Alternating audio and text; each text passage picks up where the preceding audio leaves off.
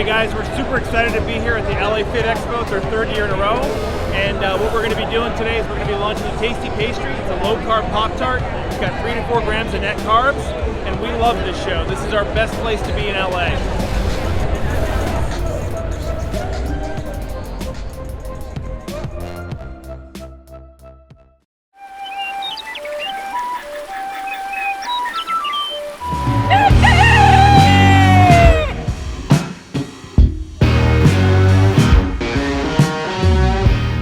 Welcome back to Legendary Foods Muscle in the Morning.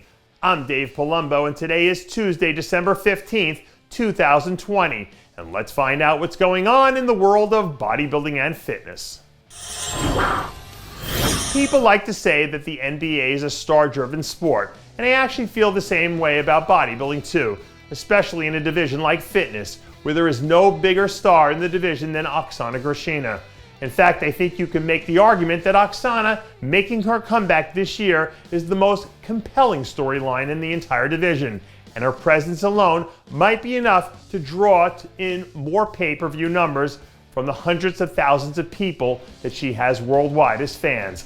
Like I said, bodybuilding is a star-driven sport, and we're a few days away from seeing one of the biggest stars of her era light up the city of Orlando.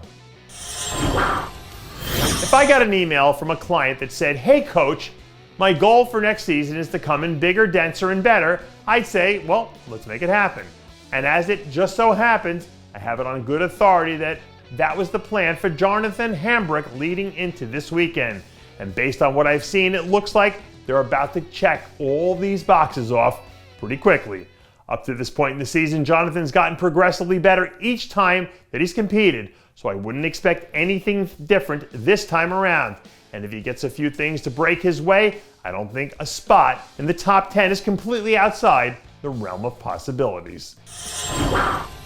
Believe it or not, the NFL playoffs actually start in 3 weeks, and one of my favorite things about the wildcard games is that you get to see in the first round which teams are peaking at the right time, and once a team gets hot, the road to the conference championship game starts to shape up. And since the Olympia is the Super Bowl of bodybuilding, I like to look at these days before the show as wild card weekend, because this is where you get to see people hitting their stride and trying to make a deep run in their divisions.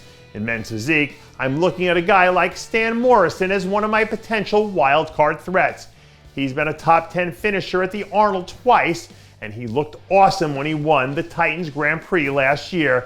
And he has enough similarities to some of the other top athletes in the division that he should be able to get a look if he's in shape. Every year we see something crazy happen in those wild card playoff games, so maybe Stan can be the men's physique wild card who upsets the balance of power this year. Most major sports have a Comeback Player of the Year award that usually goes to an athlete who missed a good chunk of time after an injury. We don't have one of those in bodybuilding, and in case you didn't know that, but we do have a standout trophy, and I'm sure Phil Heath wouldn't mind adding another one of those to his trophy room to make up for the fact that there was no comeback trophy for him to win. At this point, it goes without saying that 7-time Mr. Olympia champ Phil Heath is coming out of retirement looking to reclaim his title in Ty Lee Haney and Ronnie Coleman's record of 8 total wins. And that's the biggest story of this weekend. It's actually more than that. It's one of the biggest stories of the decade, and we're all about to bear witness. And if he does somehow manage to pull out the win, this one will feel a lot more significant because of the whole comeback narrative and how hard he had to work to get there. And that does it for yet another edition of Muscle in the Morning. I'm Dave Palumbo, reminding you to always be true to your passions, and make sure to follow us on Facebook, Twitter, and Instagram.